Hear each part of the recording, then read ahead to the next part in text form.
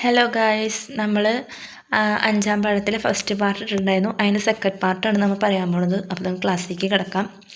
റോക്കറ്റുകൾ ഉപഗ്രഹങ്ങളെയും ബഹിരാകാശ പേടകങ്ങളെയും ബഹിരാകാശത്ത് എത്തിക്കാൻ ഉപയോഗിക്കുന്ന പേടകമാണ് റോക്കറ്റുകൾ. ഇന്ത്യയുടെ ആദ്യത്തെ റോക്കറ്റാണ് നൈക് അപ്പാച്ചെ. ഇന്ത്യയുടെ ആദ്യ സ്വകാര്യ റോക്കറ്റാണ് വിക്രം എസ്. റോക്കറ്റ് വിക്ഷേപണം നടത്തുന്നത് ചില പ്രത്യേക കേന്ദ്രങ്ങളിൽ നിന്നാണ്. ഉദാഹരണം, തുമ്പ റോക്കറ്റ് വിക്ഷേപണ കേന്ദ്രം, സതീഷ് ധവാൻ സ്പേസ് സെന്റർ. തുമ്പ റോക്കറ്റ് വിക്ഷേപണ കേന്ദ്രത്തെക്കുറിച്ചാണ് പറയാൻ പോകുന്നത്.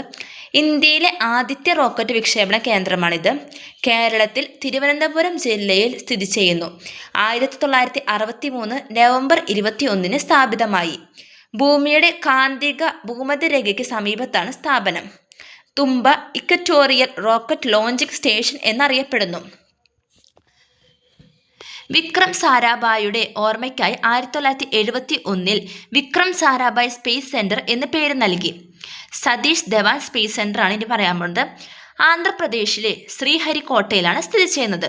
1971 ഒക്ടോബറിൽ പ്രവർത്തനം ആരംഭിച്ചു. 2 വിക്ഷേപണ തരങ്ങളുണ്ട്. ഇപ്പോൾ ഇന്ത്യയുടെ ഉപഗ്രഹ വിക്ഷേപണങ്ങൾ ഇവിടെയാണ് നടക്കുന്നത്. ഭൂമധ്യരേഖയ്ക്ക് അടുത്തു വരുന്ന സ്ഥലമായതിനാൽ ഉപഗ്രഹ വിക്ഷേപണത്തിന് സഹായകമായ അധിക കേന്ദ്രീകൃത ബലം ലഭിക്കുന്നു. അടുത്തത് നമ്മൾ നേരത്തെ പറഞ്ഞ വിക്രം സാരാഭായിനെ കുറിച്ചാണ് പറയുന്നത്. ഇന്ത്യൻ ബഹിരാകാശ പദ്ധതിയുടെ പിതാവ് എന്നറിയപ്പെടുന്നു. അപ്പോൾ ഇന്ത്യൻ ബഹിരാകാശ പദ്ധതിയുടെ പിതാവ് ആരാന്ന് വെച്ചാൽ വിക്രം സാരാഭായ്. ISROയുടെ ആദ്യ ചെയർമാനാണ് വിക്രം സാരാഭായ്. ഇന്ത്യയിൽ ബഹിരാകാശ സാങ്കേതിക വിദ്യ വികസിപ്പിക്കുന്നതിൽ പ്രധാന പങ്ക് വഹിക്കുന്നു.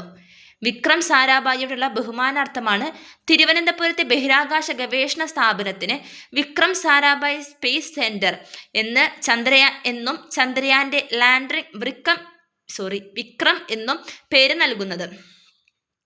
അടുത്തത് സതീഷ് ധവാൻ. ISRO എന്ന് വെച്ചാൽ ഇസ്രോയുടെ ചെയർമാൻ ആയിരുന്നു. ഇന്ത്യയുടെ തനതായ സാങ്കേതിക വിദ്യകൾ വികസിപ്പിക്കുന്നതിന് നേതൃത്വം നൽകി. സതീഷ് ധവാന്റെ ഓർമ്മയ്ക്കായി 2002 ശ്രീഹരിക്കോട്ടയിൽ റോക്കറ്റ് വിക്ഷേപണ കേന്ദ്രത്തിന് സതീഷ് ധവാൻ സ്പേസ് സെന്റർ എന്ന് പേര് നൽകി. ഇനി ബഹിരാകാശ ഗവേഷണ സ്ഥാപനങ്ങളാണ് പറയാൻ പോകുന്നത്. ഇന്ത്യയിലെ ബഹിരാകാശ ഏജൻസിയാണ് ISRO. അമേരിക്കയുടെ നാസ, റഷ്യയുടെ റോസ്കോസ്മോസ്, യൂറോപ്യൻ രാജ്യങ്ങൾ Europe space agency ESA, Japan JAXA, China national space administration CNSA. ഇനി ISROനെ കുറിച്ച് പറയുകയാണെങ്കിൽ ഇന്ത്യയുടെ ബഹിരാകാശ പദ്ധതികൾ ആസൂത്രണം ചെയ്ത് നടപ്പിലാക്കുന്ന ബഹിരാകാശ സ്ഥാപനമാണ് ISRO. 1969 August 15 ISRO സ്ഥാപിതമായി. ആസ്ഥാനം ബംഗളൂരു. ISROയുടെ സ്ഥാപക ചെയർമാനാണ് വിക്രം സാരാഭായ്. ഇനി ബഹിരാകാശ വാരം. ലോകത്തിലെ ആദ്യത്തെ കൃത്രിമ ഉപഗ്രഹമാണ് സ്പുട്നിക് 1. 1957 ഒക്ടോബർ 4 സോവിയറ്റ് യൂണിയൻ വിക്ഷേപിച്ച കൃത്രിമ ഉപഗ്രഹമാണ് ഇത്. അന്താരാഷ്ട്ര തലത്തിൽ ബഹിരാകാശ വാരമായി ആചരിക്കുന്നത് ഒക്ടോബർ 4 മുതൽ 10 വരെയാണ്.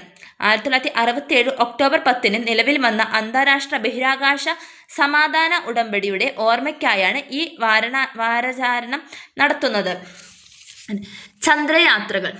മനുഷ്യൻ ആദ്യമായി ചന്ദ്രനിൽ എത്തിയ വർഷം 1969 ജൂലൈ 21. അപ്പോൾ 1960 ജൂലൈ 21 നമ്മുടെ മനുഷ്യൻ ആദ്യമായിട്ട് ചന്ദ്രനിലെത്തിയത്. 1960 മുതൽ നടന്ന നിരന്തരമായ ഗവേഷണങ്ങളുടെ ഫലമായാണ് ചന്ദ്രനിലെത്താൻ സാധിച്ചത്. അപ്പം 1960 മുതൽ ഇങ്ങനെ ഒരുപാട് ഗവേഷണങ്ങളും ഇതൊക്കെ നടന്നിട്ട് 69 ചന്ദ്രനിലേക്ക് മനുഷ്യൻ എത്തിയത്. ആദ്യമായി ചന്ദ്രനിലെത്തിയ ബഹിരാകാശ സഞ്ചാരികളാണ് നീൽ ആംസ്ട്രോങ്ങും എഡ്വിൻ ആൽഡ്രിനും. അമേരിക്കൻ ബഹിരാകാശ ഗവേഷണ സ്ഥാപനമായ നാസയുടെ അപ്പോളോ 11 എന്ന ചന്ദ്ര പരിവേഷണ പേടകമാണ് മനുഷ്യനെ ആദ്യമായി ചന്ദ്രനിലെത്തിച്ചത്. അപ്പോളോ 11 എന്ന പേടകത്തെ നിയന്ത്രിച്ച ബഹിരാകാശ സഞ്ചാരിയാണ് മൈക്കൽ കോളിൻസ്. ഇനി ഇന്ത്യയുടെ ചന്ദ്രദൗത്യങ്ങൾ. ഇന്ത്യയുടെ ചന്ദ്ര പരിവേഷണ ദൗത്യങ്ങൾ അറിയപ്പെടുന്നതാണ് ചന്ദ്രയാൻ 1 എന്ന് വെച്ചാൽ ഇന്ത്യയുടെ ആദ്യ ചന്ദ്ര പരിവേഷണ പേടകമാണ് ചന്ദ്രയാൻ 1. ചന്ദ്രയാൻ 1 വിക്ഷേപിച്ചത് 2008 ഒക്ടോബർ 22 ശ്രീഹരിക്കോട്ടയിൽ നിന്നാണ്. ചന്ദ്രന്റെ 100 കിലോമീറ്റർ അകലെയുള്ള പരിക്രമണ പഥത്തിലൂടെ ചുറ്റി സഞ്ചരിച്ച് ചന്ദ്രന്റെ ഉപരിതലത്തെക്കുറിച്ച് പഠനം നടത്തുകയാണ് ചന്ദ്രയാൻ 1. ചന്ദ്രയാൻ 2 എന്ന് പറയുന്നത് ഇന്ത്യയുടെ രണ്ടാമത്തെ ചന്ദ്രപരിവേഷണ പേടകമാണ് ചന്ദ്രയാൻ 2. ചന്ദ്രയാൻ 2 വിക്ഷേപിച്ചത് 2019 ജൂലൈ 22. അപ്പം ചന്ദ്രയാൻ 1 വിക്ഷേപിച്ചത് 2008 ഒക്ടോബർ 22. ചന്ദ്രയാൻ 2 2019 ജൂലൈ 22. ചന്ദ്രയാൻ 2വിൻ്റെ ലക്ഷ്യം എന്താണെന്ന് വെച്ചാൽ ചന്ദ്രനിലിറങ്ങി പാറകളുടെയും മണ്ണിൻ്റെയും പ്രത്യേകതകൾ പഠിക്കുകയായിരുന്നു ചന്ദ്രയാൻ 2വിൻ്റെ ലക്ഷ്യം. ഇനി ചന്ദ്രയാൻ 3 എന്ന് പറയുന്നത് ചന്ദ്രൻ്റെ ദക്ഷിണ ധ്രുവത്തിലിറങ്ങിയ ആദ്യ പേടകമാണ് ചന്ദ്രയാൻ 3. ചന്ദ്രയാൻ 3 വിക്ഷേപിച്ചത് 2023 ജൂലൈ 14. ചന്ദ്രയാൻ 3യുടെ ലാൻഡർ ചന്ദ്രോപരിതലത്തിലിറങ്ങിയത് 2023 ആഗസ്റ്റ് 23. ചന്ദ്രയാൻ 3യിൽ നിന്നുള്ള റോവർ ചന്ദ്രോപരിതലത്തിൽ സഞ്ചരിച്ച് പരീക്ഷണങ്ങൾ ചെയ്തു. ഇനി മറ്റ് ചന്ദ്രദൗത്യങ്ങളെ കുറിച്ച് പറയുകയാണെങ്കിൽ മംഗളയാൻ, നമ്മളെല്ലാം കേട്ടുള്ളതാണ്. മംഗളയാൻ 2013 നവംബർ 5 ഇന്ത്യ വിക്ഷേപിച്ച ചൊവ്വ ദൗത്യമാണ് മംഗളയാൻ. മാർസ് ഓർബിറ്റൽ മിഷൻ അനൗദ്യോഗികമായി മംഗളയാൻ എന്നറിയപ്പെട്ടു. ഇന്ത്യയുടെ ആദ്യത്തെ ഗ്രഹാന്തര യാത്രാ ദൗത്യമാണ് മംഗളയാൻ. മംഗളയാൻ ചൊവ്വയുടെ ഭ്രമണപഥത്തിൽ പ്രവേശിച്ചത് 2014 സെപ്റ്റംബർ 24. 2013 നവംബർ 5 ഇത് വിക്ഷേപിച്ചു. 2014 സെപ്റ്റംബർ 24 ഇത് ചൊവ്വയുടെ ഭ്രമണപഥത്തിലെത്തി. ചൊവ്വ ദൗത്യത്തിൽ ഏർപ്പെടുന്ന 5ാമത്തെ രാജ്യമാണ് ഇന്ത്യ. ചൊവ്വയിലെ ജലസാന്നിധ്യം, അന്തരീക്ഷ ഘടന, അണുവികിരണ സാന്നിധ്യം എന്നിവയെക്കുറിച്ച് പഠിക്കുന്നതാണ് മംഗളയാൻ വിക്ഷേപിച്ചത്. മംഗളയാൻ വിക്ഷേപിക്കാൻ ഉപയോഗിച്ച റോക്കറ്റ് PSLV-XL. 7 നിരീക്ഷണ ഉപഗ്രഹങ്ങളാണ് മംഗളയാൻ പേടകത്തിലുള്ളത്. ഇനി ഗഗൻയാൻ, മനുഷ്യനെ ബഹിരാകാശത്ത് എത്തിക്കുവാനുള്ള ഇന്ത്യയുടെ ദൗത്യമാണ് ഗഗൻയാൻ. 2020-ലും 2021-ലും മനുഷ്യരില്ലാത്ത പേടകങ്ങൾ ബഹിരാകാശത്തെത്തിച്ച ശേഷം 2021 അവസാനത്തോടെ മനുഷ്യരെ ഉൾപ്പെടുത്തി പേടകങ്ങൾ ബഹിരാകാശത്തെത്തിക്കാനായിരുന്നു പദ്ധതി ലക്ഷ്യമിട്ടിരുന്നത്. എന്നാൽ പദ്ധതി 2026 വരെ നീളുമെന്നാണ് കരുതപ്പെടുന്നത്. നിലവിൽ ടെക്നോളജി ഡെമോൺസ്ട്രേഷനും ബഹിരാകാശ സഞ്ചാരികളുമുള്ള പരിശീലനവുമാണ് നടക്കുന്നത്.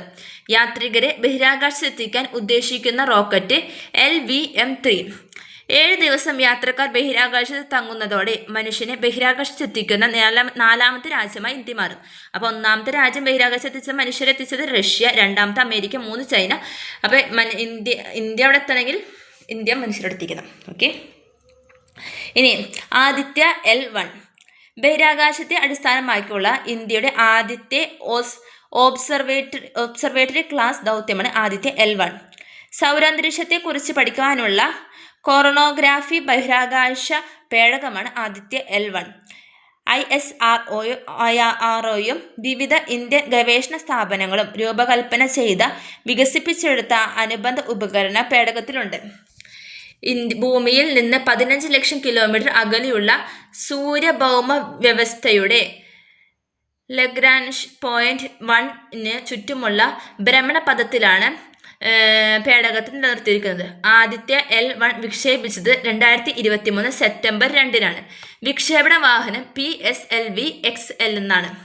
ഇനി ആദിത്യ L1ൻ്റെ ലക്ഷ്യങ്ങൾ: സൗരാന്തരീക്ഷത്തിൻ്റെ സംയോജനവും ചലനാത്മകവും മനസ്സിലാക്കാൻ, സൗരവാതത്തിൻ്റെ വിതരണം, താപനിലയിൽ ഉണ്ടാകുന്ന ഏറ്റക്കുറച്ചിലുകളുടെ പഠനം, ബഹിരാകാശ കാലാവസ്ഥ, കൊറോണൽ ഹീറ്റിംഗ് എന്നിവയെ പറ്റിയുള്ള പഠനം. അപ്പോൾ ഇത്രയൊക്കെയുള്ളൂ ഇന്നത്തെ ക്ലാസ്.